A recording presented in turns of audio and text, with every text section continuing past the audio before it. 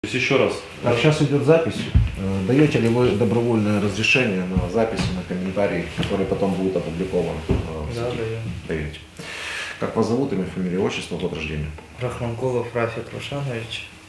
День рождения 4 декабря 2002 года. Угу. Хорошо. Скажите, пожалуйста, как вы вообще сюда попали? 24 февраля утром мы пересекли границу. Но когда мы пересекли границу, мы хотели развернуться, мы спросили у командира взвода, что как вообще так произошло и зачем. Он сказал, если мы повернем назад, то пограничники русские расстреляют нас. Он сказал, просто ехайте в колонии, связи у нас не было, ни рации, ничего. С того момента мы с ним связь не поддерживали, ехали в колонии, и в городе Ахтырка мы отбились от колонны. То есть ваше же начальство сказало, что вас расстреляют российские пограничники, если вы вернетесь обратно, правильно я понимаю? Да, все. Вы задавались вопросом, почему вы едете в Украину, почему вы пересекаете границу, правильно? Да. Но вы уже понимали, что вы едете в Украину именно в суверенное государство, и что вы думали для себя? Мы не знали, как поступить в этой ситуации вообще. И мы решили то, что при первой возможности, как получится, мы сдадим оружие и сдадимся в плен. Потому что мы не хотели воевать, мы хотели жить. Мы не знали, как поступить, еще можно. Скажите, я вас готовил как-то к этой беседе? Нет. Вы, как вот долго мы с вами разговаривали, прежде чем начали этот вот разговор, запись на видео? Меньше минут. Меньше минут. Скажите, пожалуйста, что в Украине происходит сейчас? Война это или это спецоперация? Это война. Это полномасштабное вторжение Российской Федерации в Украину, войск. Да. Смотрите, я вот на вас сейчас смотрю, я понимаю, что вы ребенок, у которого немного щетина пробилась только. Как долго вы вообще вас тренировали, прежде чем бросить на войну в Украину? Нет, нас никак не подготавливали. То есть в части мы служили, у нас была чисто рабочка, мы там ходили в парк, убирались, там технику чистили. И то у нас половина техники не рабочей. А приехали в поля, это были мои, то есть первые поля. В полях мы тоже просто, обустраивали палатку, как бы у нас не было именно вот этих учений по должности. То есть Какая у вас должность военная? старший механик-водитель Урала. Но я ни разу меня не сажали за руль, то есть я, можно сказать, даже не водитель.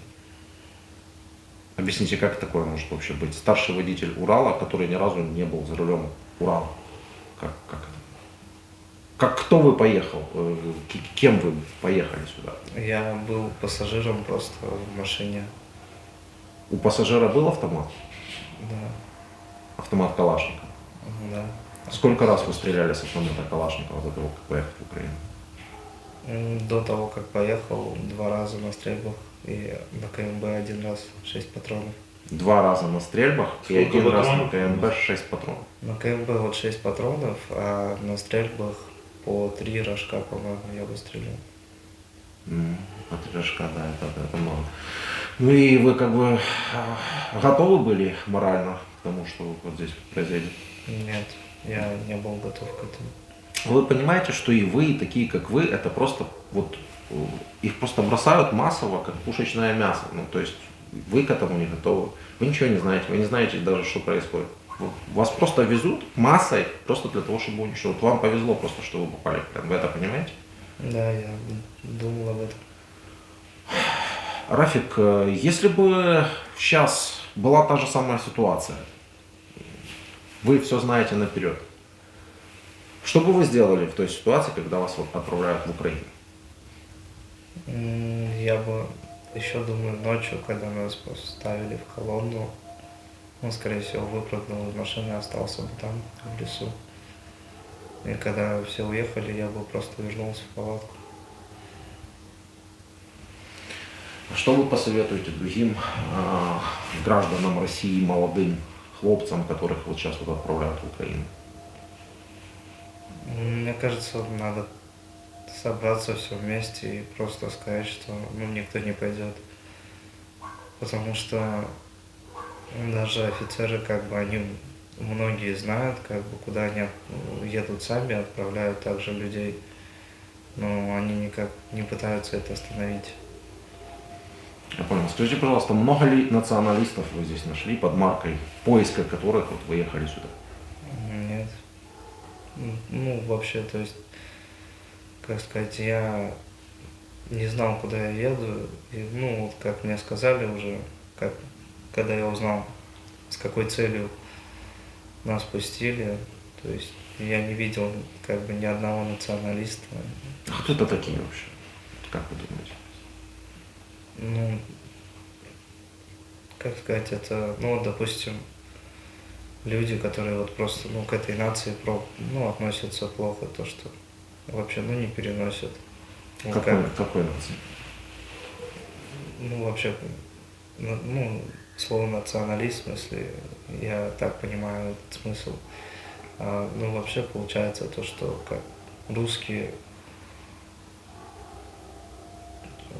войска отправили, как будто, ну, Украина, как украинцы тоже. Ну, я понял. Ну, просто я имею в виду, такое. что вам рассказывали все время по телевизору о том, что здесь националисты какие-то, что вы едете воевать с националистами. Вы понимаете, с кем вы вообще приехали воевать или нет? Как сказать, я думаю, нет. Ну, вы понимаете, что вы воюете с вооруженными силами Украины? Ну да. И с территориальной обороной, то есть это люди, которые точно так же по собственному желанию вооружились для того, чтобы противодействовать российской агрессии. То есть кто такой полк Азов, например? Азов. Я не знаю. Это подразделение вооруженных сил Украины. Полк? Полк Азов. Азов. Ну, у вас же по телевизору все время рассказывали, что Азов это там страшные какие-то люди, которые как-то независимо от вооруженных сил Украины делают то, что они делают. Но на самом деле это одно из подразделений вооруженных сил Украины. Не больше, не меньше, такое же, как и все остальные. Ладно. Тут не получается беседа, потому что тут я что-то рассказываю только. Давай позвоним родственникам твоим. Хочешь? Давай. Останови запись. Я поняла. Да, сынок. Привет. Привет. Как вы там? Как ты там? Нормально. Мы в плену. Я знаю, что ты в плену, сынок. В части обращались?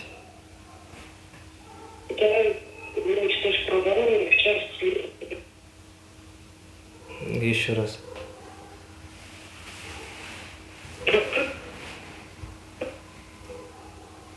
Плачет.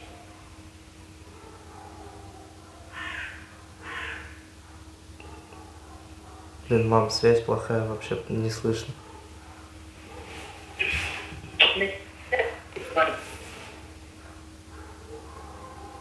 Ну, давай попробуем перенабрать.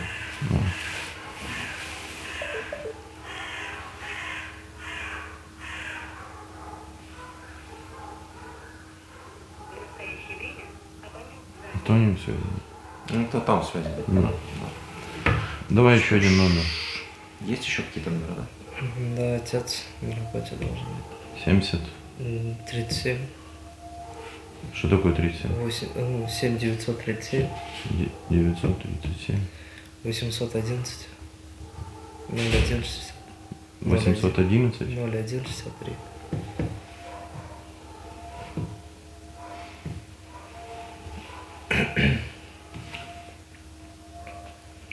Мы пытаемся как-то донести до россиян просто то, что происходит на самом деле в Украине, потому что они не понимают. Как думаешь, это плохое, что мы делаем? Нет. Как с тобой обращаются? Хорошо. Сколько раз ты кушал вчера? 3. 3 раза? А я раз. А сегодня ты кушал? Да.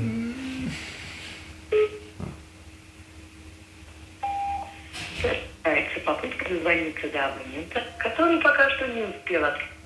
Хорошо. Я думаю, что можешь от себя что-нибудь сказать вообще вот о этой всей ситуации, о своем положении теперешнем, о том, что ты хочешь передать кому-то. Это все увидят. как сказать, ну, честно, я в шоке вообще с этой ситуации, то, что вообще русские войска вот так загнали. Ну, ладно, загнали, типа, вот первую еще, как, ну, никто ничего не знал. А вот кто продолжает обстреливать, зачем? Просто. Но если бы мне приказ такой пришел, то что, типа, взять там, был я, допустим, артиллеристом, мне бы сказали взять и вот стрелять по мирным городам. Я бы не стал. Но вы уже понимаете, да, что это происходит, что именно Россия стреляет по мирным городам Украины, а не мы сами по себе, как рассказывают в российских средствах массовой информации. А зачем? А в чем вообще логика? Вы видите логику? Россия вторглась в Украину, а мы начали как бы обстреливать свои города. В чем логика? Ну, это так говорят просто на российских средствах массовой информации. Мы пытаемся понять. Ну, как бы это не так. Ну, тут понятно. Сколько погибло солдат армии Российской Федерации? У вас есть доступ к телевизору? Ну, вроде, по-моему, около 12 тысяч говорили. Сколько раненых? Не помню. Около 30, что ли. 30 тысяч. Все. Ну, Мы нет сделали связи, да. Мы вот сделали. опять попыток позвонить. Я думаю, что тебе еще дадут возможность позвонить домой. Все, спасибо тогда. А так нельзя там это, допустим, маме там, ну просто смс-ку отправить. СМС, я не знаю, Димон, можешь здесь СМС отправить? Давай еще одну попытку.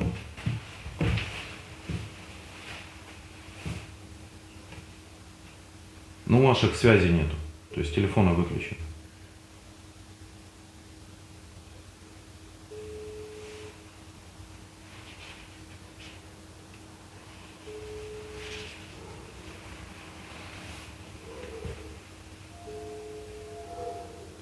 Телевизор есть? Да. Новости смотрите? Ну, не получилось.